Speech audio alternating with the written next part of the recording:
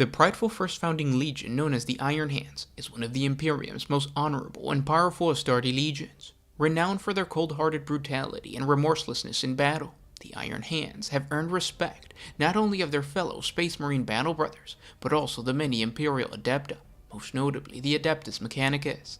Sons of the deceased Primarch Varus Manus, each battle brother belonging to one of the Legion's successor chapters carries with them the gene seed of the Gorgon and their father's tremendous passion. Although the Imperium does not have a full report on how many Iron Hand successor chapters have existed since the second founding, the information collected from the Adeptus Administratum, the Adeptus Mechanicus, and various other sources can guarantee the lineage of 6 successor chapters currently operating within the Imperium. While all Medusans are different, there seems to be a few common traits present in all successor chapters. That is the inherent urge to purge any perceived weakness, including their bodies. They believe even the genetically enhanced transhuman space marine organic bodies are ultimately frail and subject to the weakness brought on by age and disease. They are compulsively driven to replace their own biological flesh with cybernetic replacements. Most commonly, the left hand is surgically removed and replaced with a bionic prosthetic in a ritual inspired by a tale of Varus Manus' own hand becoming encased in living metal after the mythical battle with a great serpent on Medusa, which was composed of the same material. Along with a detest of any trace of weakness, most successors of the Iron Hands have a strong bond with the Adeptus Mechanicus and believe in the teachings of the machine cult. Many will answer the call of war if a Forge World is in need. One of the Iron Hands' rarest successor chapters is the Iron Lords chapter. The Iron Lords were responsible for driving back the hyper-aggressive Xenos race known as the Bargeshi. The chapter fought valiantly and ultimately confined the alien species by forming a blockade around the Grundle stars, until the Imperium could find a way to exterminate the Xenos for good. So violent were the Bargeshi that the sinister Dark Eldar often raided their worlds in order to collect slaves for their brutal gladiatorial arenas of Kamara. It was reported that the Iron Lord suffered terrible losses during the judgment of Hellenes, when Inquisitor Hector Rax assumed direct control over the entire 279th Assault Armada of the Imperial Navy, ordered the mutant population of Hellenes purged for crimes against genetic purity. At the height of this purge, a combined strike force consisting of Space Marines from the Iron Lords, Skullbearers, and the Sons of Guilliman were gathered together to confront the mutant abominations holding the capital. During this confrontation, the Iron Lords' contingent became tainted by the mutant hideous gene taint, forcing the fellow Space Marines to purge them as well. In recent years, the Iron Lords have battled the tendrils of Tyranid Highfleet Kraken as it swept through the Node system, leading the Iron Hands to engage one desperate battle after another with an ever greater swarm of bioengineered horrors. The Imperium's fear is that should the Kraken be allowed to assimilate the genetic potential of the Bargeshi, the results would be devastating for the galaxy. The Iron Lords have vowed in the name of the Emperor to prevent this at all cost, a vow they will honor with the life of every single battle brother in their chapter, if needed. The chapter's last reported campaign was late in the 41st millennium, when they answered the summon of Marnius Calgar and helped throw back the expansion of the Tau Empire in the Zeitz campaign.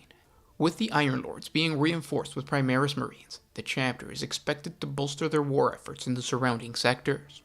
Their distinct black and red power armor, and the Iron Lord's chapter badge of a silver fist gripping the bottom of a white iron halo on a field of black, is a sign of great honor for the chapter as they purge the galaxy of Xenos. Another known successor chapter of the Iron Hands is the mysterious Iron Fists. Very little is shared of this chapter, aside from their chapter's colors, which are a light blue-gray-silver with a golden gauntlet in the shape of a clenched fist, centered on either a field of black or silver power armor. It is rumored that it was the Iron Fist who first developed the extended-range variety of a missile for the Whirlwind. The Tech Marines of the Iron Fist chapter developed this missile to turn the short-range support of a Whirlwind into long-range bombardment artillery during the assault of High Vortis.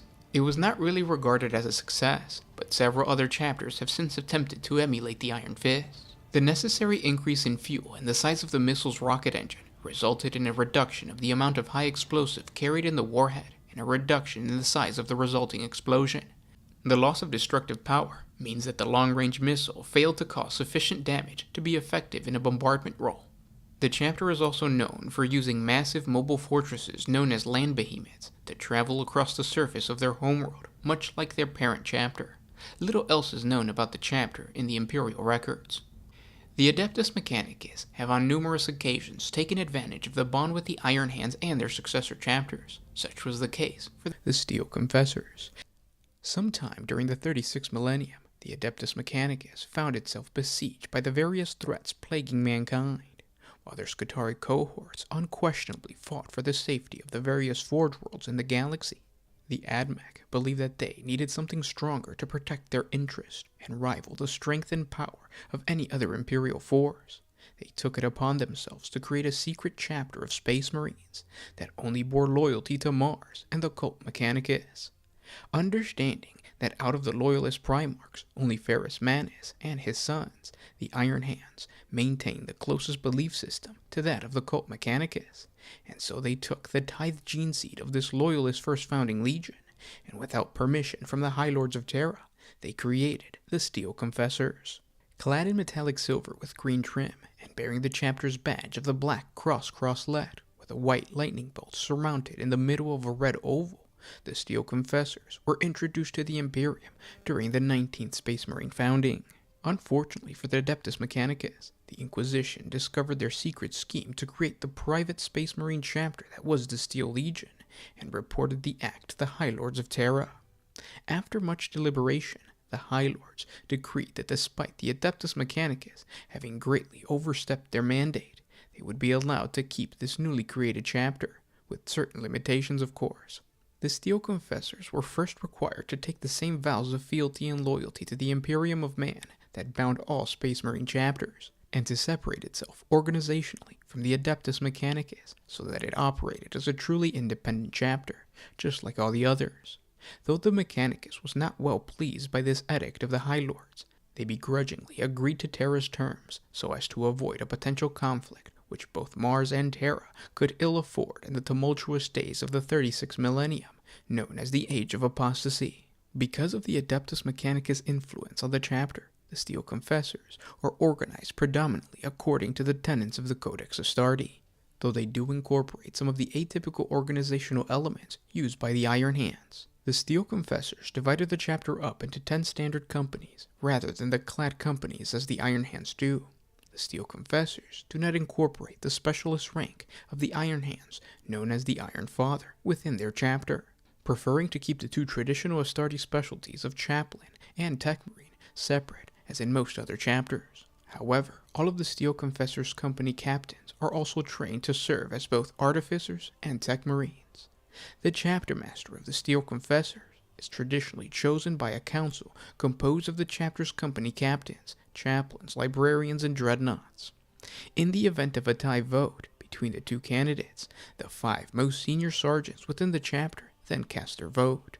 Because of their close relationship with the Adeptus Mechanicus, the Steel Confessors are provided with an excellent supply of the finest heavy arms, armor, war machines, and equipment that the manufacturers of Mars can currently produce. Like their forebearers among the Iron Hands, the Steel Confessors are utterly intolerant of physical or mental weaknesses in others, and the least of all in themselves. This harsh discipline has gone to some extreme situations, like when the chapter actually destroyed the Talaran 54th Regiment of the Imperial Guard for failure to achieve objectives.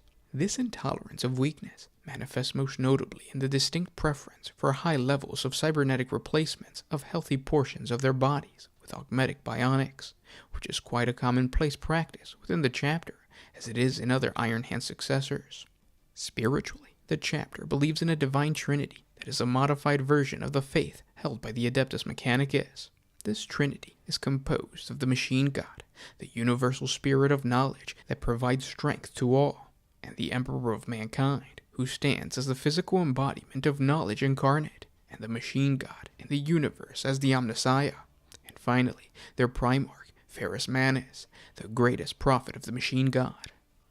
The majority of the other Space Marine chapters frown upon the Steel Confessors' obscene reverence for the mechanical and the physical embodiment of knowledge, just as they frown upon those chapters who adopt the Imperial Creed and revere the Emperor as a god, rather than as a father, an inspiration, and humanity's greatest guide. In the 41st millennium, the Imperium encountered the first Tyranid High Fleet, which was designated High Fleet Behemoth. This encounter was also the first contact the Imperium had with the Tyranid race. Hive Fleet Behemoth emerged from the galactic southeast of the Eastern Fringe in the Ultima Segmentum without warning and plowed like an unstoppable juggernaut into the realm of the Imperium, devastating hundreds of star systems and devouring everything in its path. Compared to later Hive Fleets that adopted a variety of strategies as they faced Imperial resistance, Behemoth showed no subtlety in its nearly berserker initial advance. Unfortunately for the Steel Confessors, their original chapter homeworld, the Forge World of Craxus IV, stood in the path of the Great Devourer and was soon attacked by the ravenous swarm of these foul Xenos. Though they fought valiantly, the planet soon fell to the Behemoth, forcing the Confessors to make a hasty withdrawal, lest they suffer the complete annihilation of their chapter. Chapter Master Protonus was killed during the defense of the planet, valiantly holding the line so the last of his battle brothers could escape the Doom World. His body was recovered and was later buried on Kevala, alongside the remains of the Steel Confessors' first chapter master, Avonus. When the Tyranid menace was finally stopped and defeated at the Battle of Macragge by the Ultramarines and the Imperial Navy's Battlefleet Ultima, the Steel Confessors were granted a new homeworld by the Imperium upon the Forge World of Kevala. Unfortunately for the chapter, a new Tyranid menace assaulted their new homeworld. The battle for Kevala was once again fought on the Steel Confessors' own homeworld against the invading Tyranids, though this time the chapter determined that there would be a very different outcome when they faced off against this great devourer. The entire chapter of the Steel Confessors successfully engaged in battle against the Tyranids of Leviathan.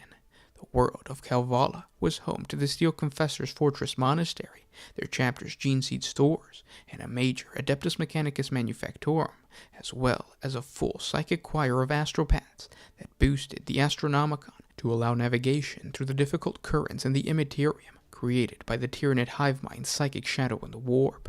This being the chapter's homeworld, there was no other choice other than to defend it in open battle from the forces of Tyranid Hive Fleet Leviathan.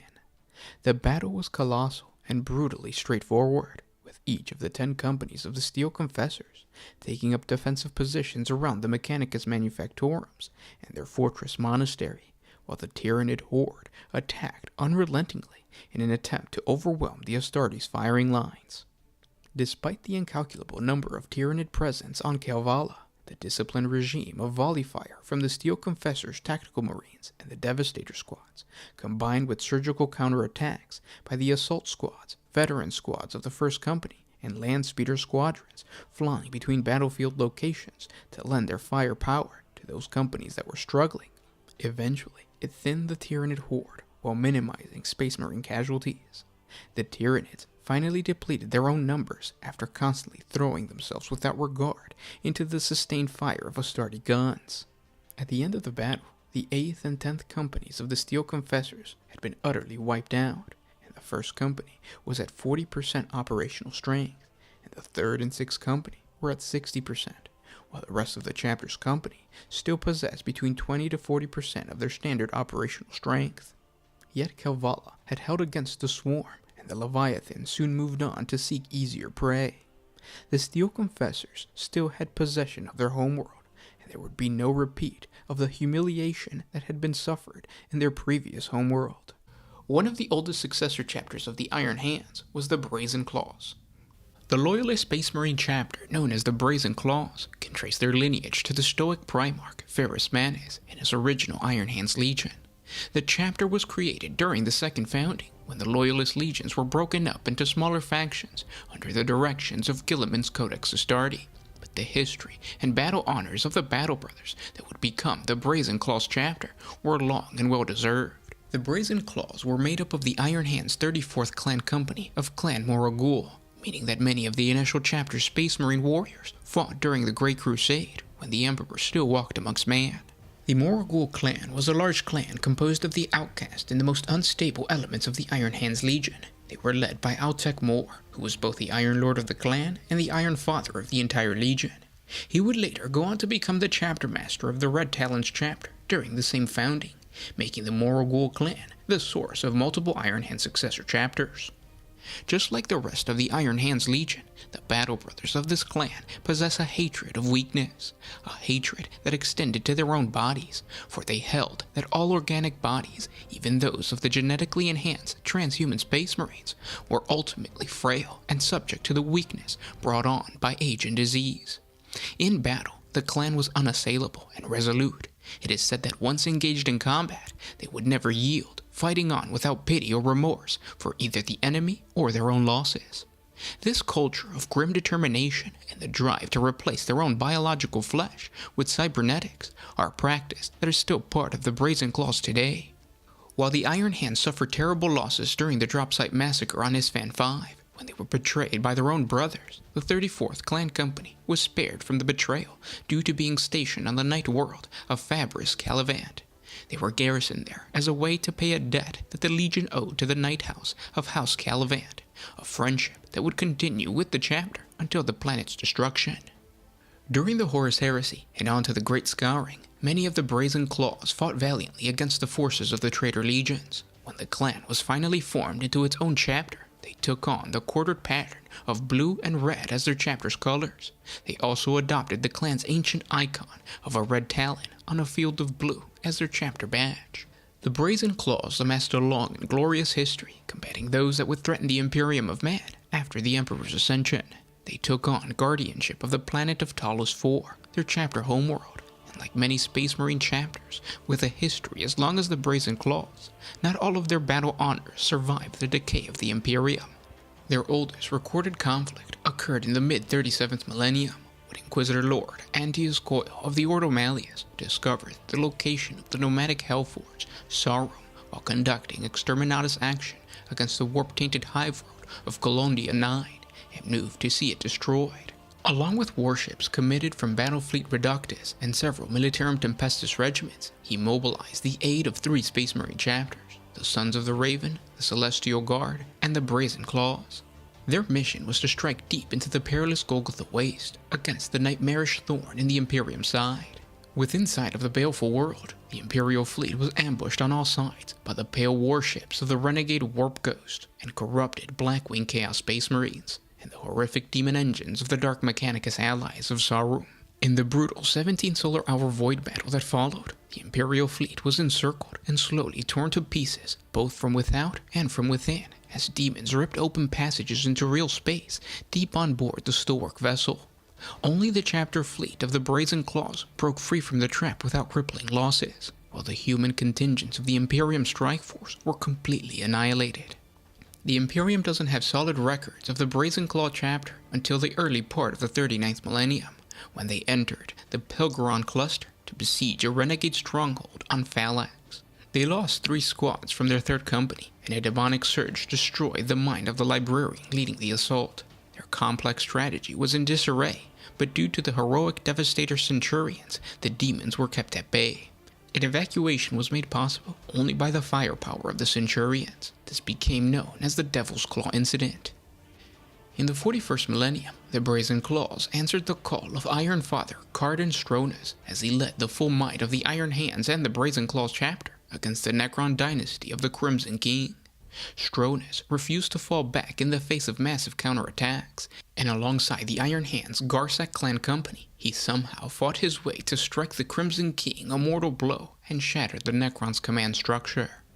In the later half of the 41st millennia, tragedy struck the chapter once more, as the bloodthirsty horde of demons assaulted the chapter's homeworld of Talos IV. Although the Brazen Claws fought valiantly, the demons consumed the planet and forced the chapter to fall back. Despite direct orders to the contrary from the High Lords of Terra, the Brazen Claws launched a counter-strike they considered a crusade of vengeance into the Eye of Terror itself, in response to the forces of chaos assault upon their homeworld. The Brazen Claws' last astropathic transmission indicated that the chapter was engaging a fleet of Iron Warrior vessels, but no other trace was heard from them for long solar decades. Thought destroyed in the Eye of Terror, the Brazen Claws resurfaced near Cadia, battered but still fighting their long war against chaos late in the 41st millennium. It was their chapter master Call who ordered the chapter out of the Eye after a subjective 20 standard years of combat against the traitor legions.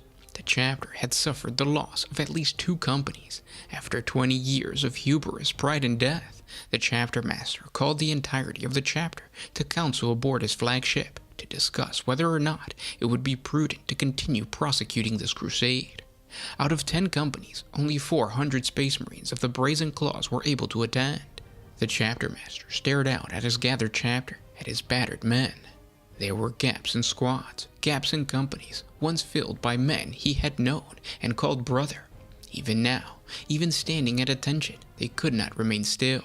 Their limbs danced, machineries grinding, clanking, ill-maintained, their bodies beset by random flashes of neuronic misfire as the Eye of Terror's chaotic energies slowly wore away at their minds. After much debate and the sage wisdom of the chapter's surviving captains, the chapter master told his chapter that their crusade was at an end. He then ordered his men to prepare to depart the Eye for the realm of man. To the Brazen Claw's surprise, though only 20 standard years passed for them in the Eye, almost 40 had gone by in real space. Such are the effects of the warp. Little is known of the Brazen Claws after that, but Lord Castellan Creed of Cadia insists that the chapter was sighted on numerous battlefields around the fortress world of the Cadian Gate during the 13th Black Crusade, fighting against the forces of chaos led by Abaddon the Despoiler. It was in that capacity that a great portion of the Brazen Claw's strength responded to the distress calls from Cadia during the world's last days. Tragically, the majority of the chapter arrived too late to participate in the conflict, instead diverting to the worlds around the Cadian Gate, where they rode out the tragic opening of the Great Rift and lent their might to the defense of such planets as Goodrun and Thracian Primaris.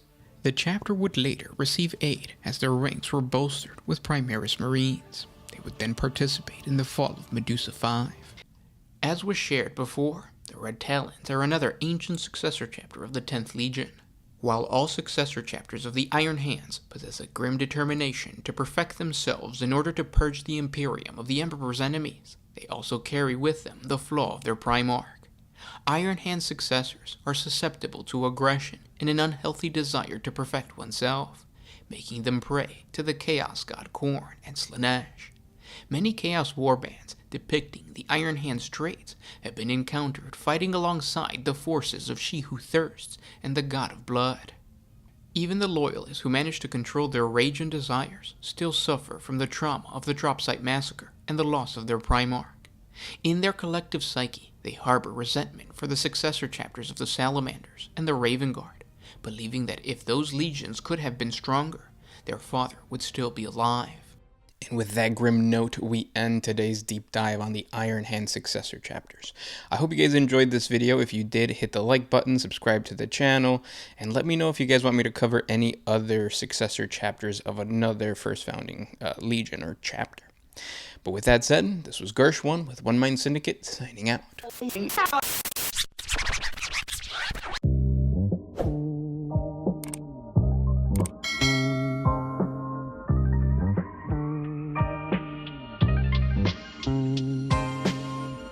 Always used to put my freedom first in any situation.